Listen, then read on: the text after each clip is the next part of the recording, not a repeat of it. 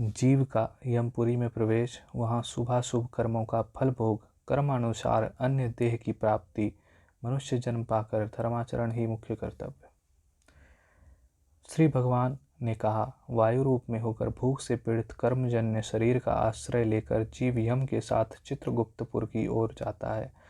चित्रगुप्तपुर 20 योजन विस्तृत है। वहाँ रहने वाले कायस्थ सभी प्राणियों के पाप पुण्य का भली प्रकार से सर्वेक्षण करते हैं। महादान करने पर वहाँ गया हुआ व्यक्ति सुख का भोग करता है। 24 योजन विस्तृत वैवस्वतपुर है। लोह, लवण, कपास और तिल से पूर्ण पात्र का दान करने पर इस दान के फलस्वरूप यमपुर में निवास करने वाले दाता के पितृ लोग संतृप्त होते हैं। वहाँ पर धर्मध्वज नाम का प्रतिहार सदैव द्वार पर अवस्थित रहता है। सप्त धान्य का दान देने पर धर्मध्वज प्रसन्न हो जाता है। वहाँ जाकर प्रतिहार प्रेत के शुभाशुभ का वर्णन करता है। धर्मराज का जो प्रशस्त एवं सुंदर स्वरूप है, उस स्वरूप का दर्शन सज्जन और सुकृत्यों को प्राप्त होता है। जो दुराचारी जन हैं, वे अत्यंत भयंकर यम के रूप स्वरूप को देखकर भयभीत होकर हाहाकार करते हैं।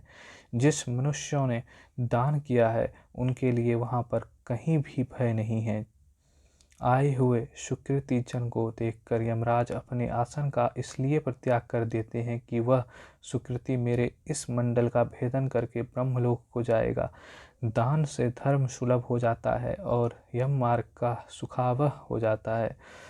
इस यमलोक का मार्ग अत्यंत विशाल है। इसकी दुर्गमता के कारण इस अनुगमन कोई नहीं करना चाहता। हे वत्स, बिना दान पुण्य किए प्राणी का धर्मराज के भवन में पहुंचना संभव नहीं है। उस रौद्र मार्ग में महाभयंकर यम के सेवक रहते हैं। एक एक पुर के आगे 1,000 सेवकों की उपस्थिति रहती है। यातना देने वाले यमदूत पापी को प्राप्त करके पकाते हैं। वहाँ पर यमदूत उसको 1 मास तक रखते हैं। उस मास के बीतते ही वह 1/4 शेष रह जाता है। हे कश्यप पुत्र, जिन लोगों ने अधर्वदैहिक क्रिया में विहित दानों को नहीं किया है, वे लोग बहुत कष्ट झेलते हुए उस मार्ग में चलते हैं। अतः प्राणी को यथाशक्ति दान देना चाहिए। दान न देने पर प्राणी पशु के समान यमदूतों के द्वारा पास में बांध कर ले जाया जाता है। मनुष्य जैसा जैसा कर्म करता है, उसी प्रकार की योनि में उसको जाना पड़ता है। वैसा ही उन योनियों में भोग भोगता हुआ वह सभी प्रकार के लोकों में विचरण करता है।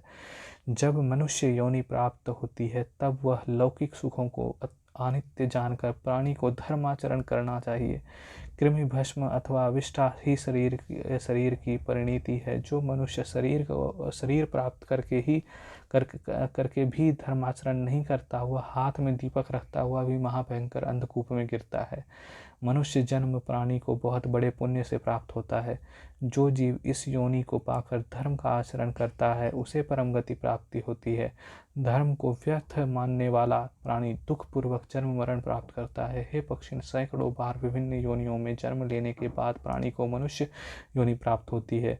उसमें भी द्विज होना अत्यंत दुर्लभ है। जो व्यक्ति द्विज होकर धर्म का पालन करता है और विभिन्न व्रतों का आदर एवं श्रद्धापूर्वक अनुष्ठान करता है, वह उस धर्म की ही कृपा से अमृत हस्तगत कर लेता है।